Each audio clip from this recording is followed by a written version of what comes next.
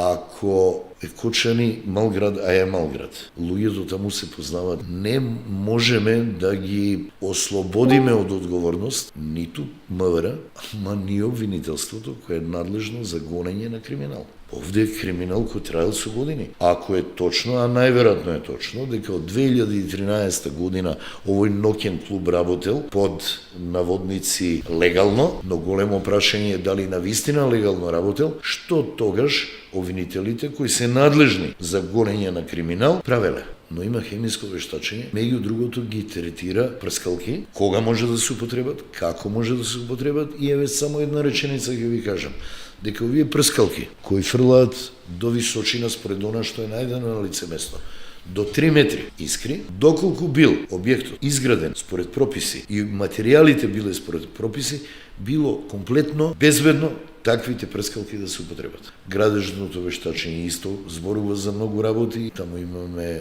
материјал кој при горење создавал цијановодород, кој е исклучително отровен и кој кога течел, течел се топел, создавал температура на капките од 250 до 450 степени. Пример, внатре биле пуштени 500 луѓе, а требало да бидат пуштени, да кажеме 200, не знаеме колкава е точната цифра. Дали тоа е грешка на обезбедувачите според вас? И тоа е прашање дали е грешка на обезбедувачите и колку луѓе, затоа што јас од вештачењата не успев, ги гледам површините, но не успев да дознам, мислам дека вештаците не може да одговорат колку е максималниот број, дозволен максимален број на луѓето. Заклучени биле вратите е конкретно прашање, што покажува. Мислам дека не, тоа не го третира, но мислам дека не биле заклучени. Дали има лица кои што не се офатени, треба да бидат? Јас ви кажав еден дел, треба да се утврди. Според вас УЈП, пазарна инспекција, тие се. Меѓу другото, обвинителство, МВР,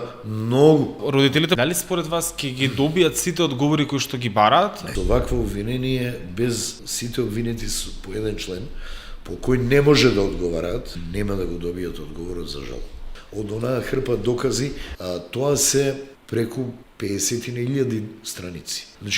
Тоа е нешто што на вашето USB, нормално USB нема да ви го собере. Траеше час и пол, час и 40 минути префрлањето на податоците од едно USB на друго USB.